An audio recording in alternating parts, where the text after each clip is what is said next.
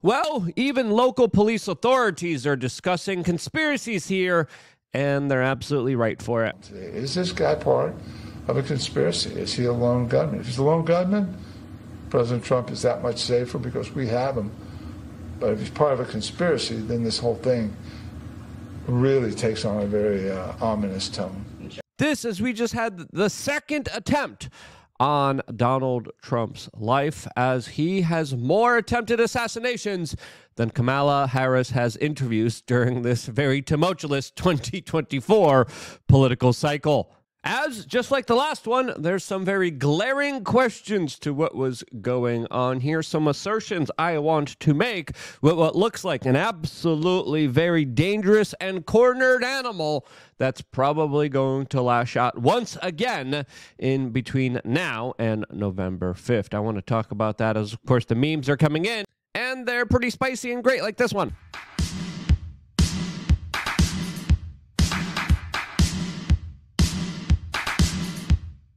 As it's also important to remind people out there that we told you that this was going to happen, that they were not going to stop at the first attempt, that there's going to be multiple attempts afterwards, and that's exactly what we're seeing right now. And one reason why so many people have particular questions about this attempted assassination once again, as we are finding out just a couple moments ago that this last-minute golf outing by Donald Trump was perfectly met by this absolute crazed lunatic that was just there, ready for the former president of the United States. Other reports are coming in saying that this man actually camped out of the golf course, allegedly for nearly 12 hours, as the details are coming in that he was there since around 2 a.m. the previous morning to 1:31 p.m. on September 15th. The official story of what we're being told right now was that the authorities were actually a hole ahead of Donald Trump on the golf course, and they spotted what looked like a rifle sticking out of the ground.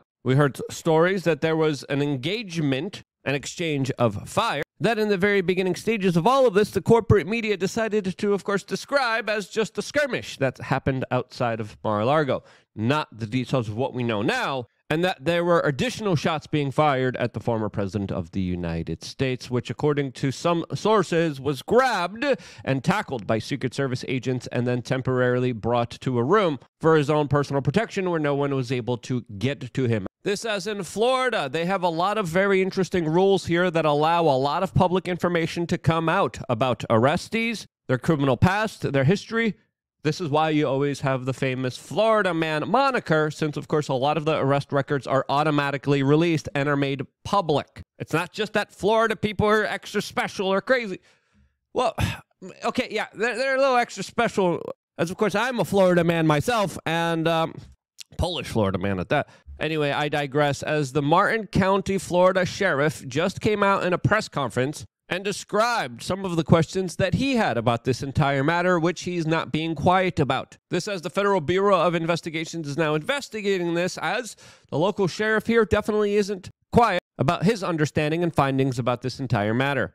About 2 miles to get all the resources in play so we could surround that vehicle and force it to a stop. How was he driving when your deputy saw him? How was he driving when we saw him? He was smart. He was just driving with the flow of traffic. Yeah, I think that he may have thought he got away with it. Of course, he couldn't have known that there was a witness who really did the right thing, took a picture of him, took a picture of the tag.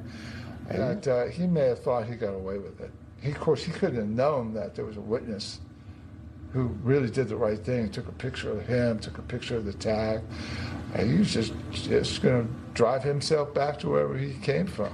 Did he have any, to your knowledge, any ties to Martin County or the Treasure Coast? Yeah, to my knowledge, does he have any ties to Martin County? I think the answer, to my knowledge, the answer is no, I have no knowledge.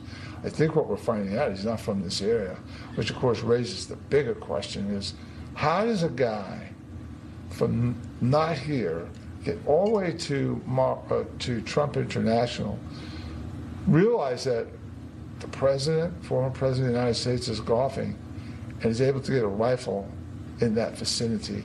I think that's the question the FBI, the Secret Service are laser focused on. This, as it's fair to say, the authorities have been a lot more outspoken here, a lot more transparent here than the first attempt on Donald Trump's life, as of course the records are actually being released here as we're finding out that this lunatic was also charged with, quote, weapons of mass destruction in 2002 and got probation for it. He has a long, extensive criminal arrest record that people were able to pull up automatically as other social media companies deleted his past online internet history, as some people are concluding that these are larger hallmarkers of him potentially working with feds, who of course have a track record of working with convicted criminals. Another very interesting tidbit about him was that he was allegedly in the theater of conflict inside of Ukraine, and then actively afterwards, not just lobbied, but worked and paid individuals to fight in Ukraine,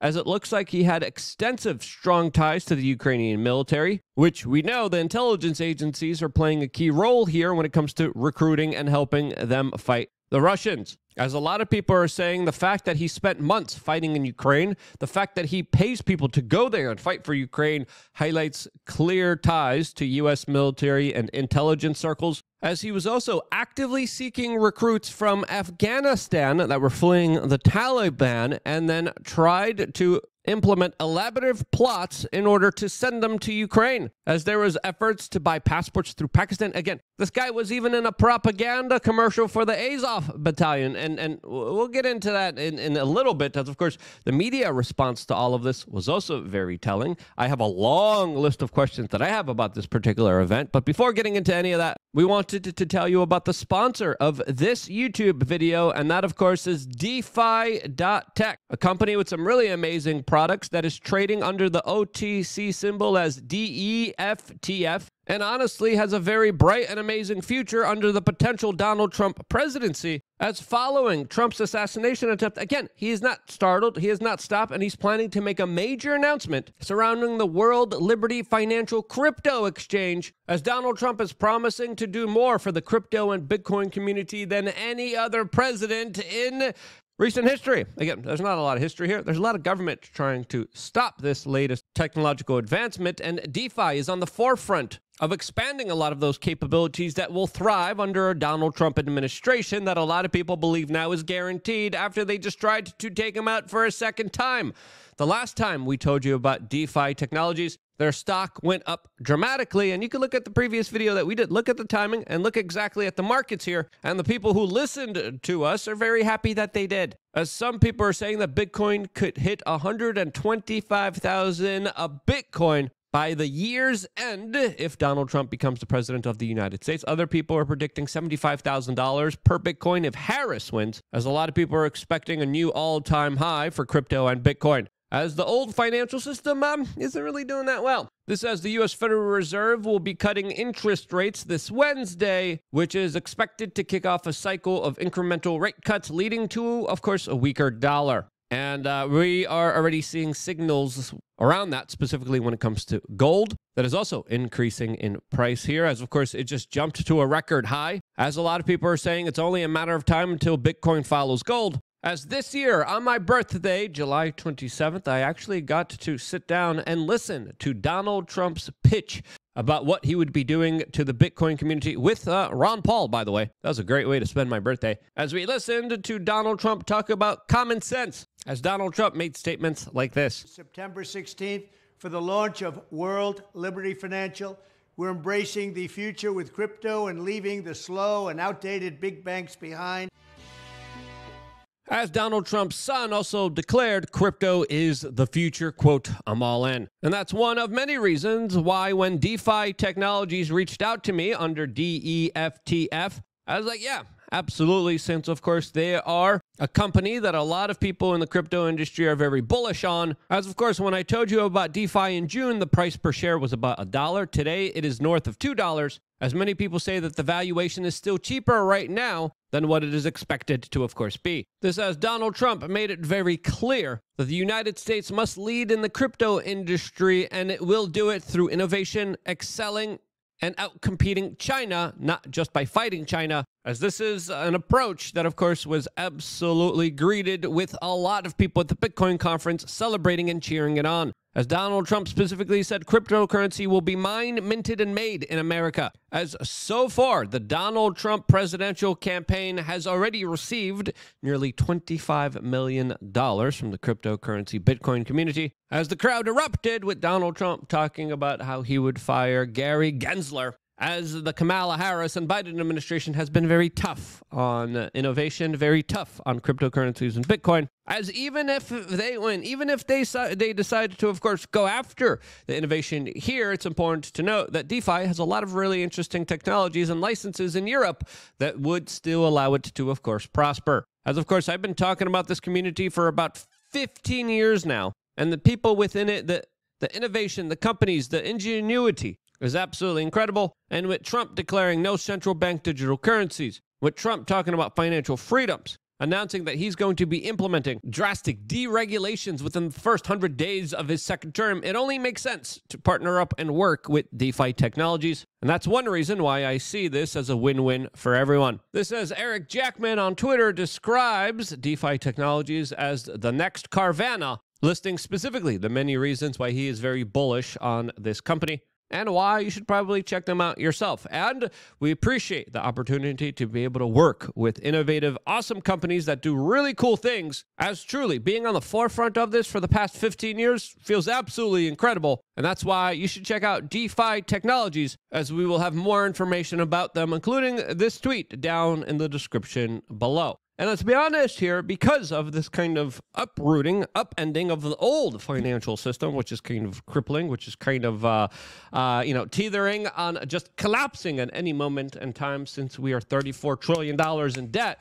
That could be one of the reasons, out of many reasons, since there's a long history here of other presidents disrupting the U.S. Federal Reserve System that were specifically targeted to be taken out, and in many instances have been taken out, as JFK, Abraham Lincoln, Andrew Jackson all had a very kind of tumultuous history with the banking system inside of this country, and disrupting it yields a lot of very serious concerns for people's safety and life. And I think that's one reason, out of many reasons, why Donald Trump is seen as a larger disruptor here, and why some of these crazed, insane individuals would want to take his life. Now, whether this is a conspiracy or a lone gunman, I don't know what it is. I don't know what's really going on here, as we are still waiting to get all the accurate information here. But once again, this guy, this lunatic, was literally in a propaganda commercial for the Azov battalion inside of Ukraine that has a lot of very kind of